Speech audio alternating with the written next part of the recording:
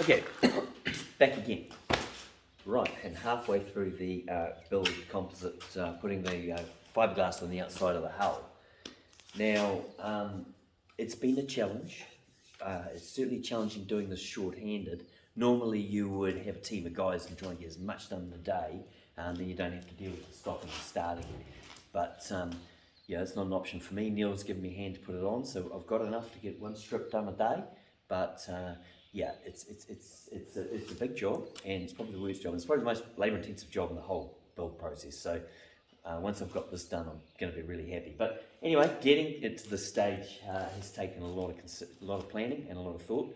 The various principal ways of doing it, and I've had Greg Elliott, the designer, and also boat builder, advising me and discussing it. But he's in Auckland, I'm up here in far north, so where incidentally it's hotter than hell. So that's just another complication with getting this on short-handed. But anyway, so I engaged a local fiberglass expert who's been doing it all his life, and he's consulting with me, and he came around and got me going a little bit.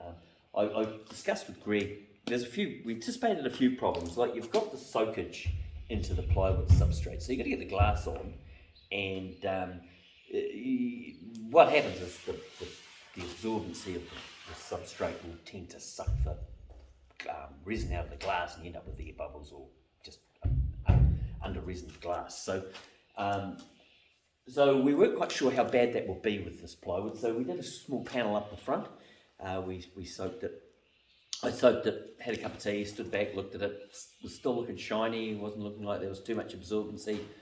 So I spoke to Greg and we said, let's do it. So I put another coat of resin on, slapped on the glass, and yeah, stood back and watched it slowly go into turn and bubbles appear. So ripped that off, that's no good. State of panic, phoned Alan. Next day, or a few days later, he came around and gave Neil and I a hand and put the next panel on to see what we were dealing with. But prior to that, he told me that I really need to pre-resin the whole hull and put peel ply on.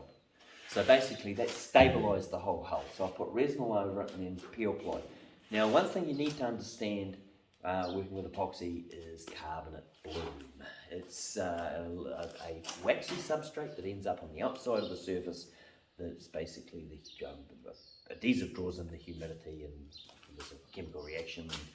You end up with something on the surface that nothing will stick to, not even epoxy. So you've got to get rid of that. It's water-based, so you can wash it off, but generally you just try and avoid it. And the good thing about peel ply is it comes to the surface of the peel ply, so when you pull the peel ply off, you pull the carbonate bloom off as well. The other good thing about peel ply is it protects the whole job.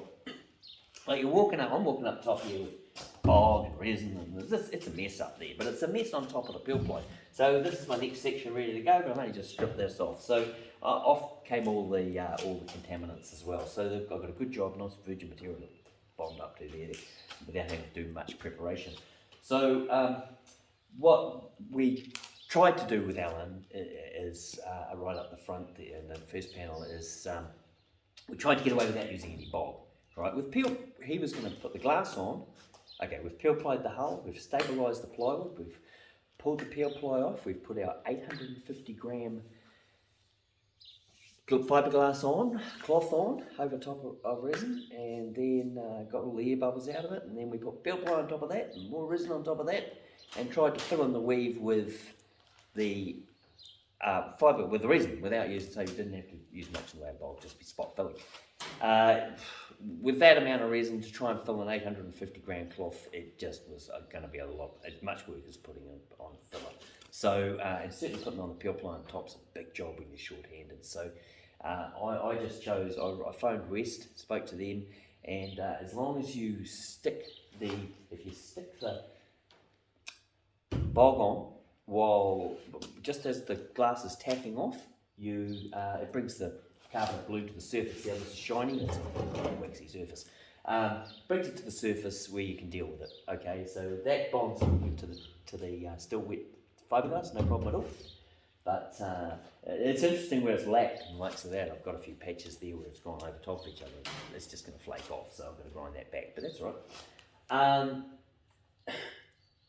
So yeah, it's a big job, short-handed. I've got Neil giving me a hand to put it on, and we're having to just do it in strips and come up with a system. Just one strip a day. We're happy with that progress. And scraper's your best friend. I'll be scraping all this off, scraping away, preparing this next edge for getting all the carbonate bloom off, all the shiny bits get taken off with sandpaper, and we'll be ready to go. And you know, it goes on usually. So this is the big job for the whole build as far as labour goes, and yeah, I'm looking forward to it being over.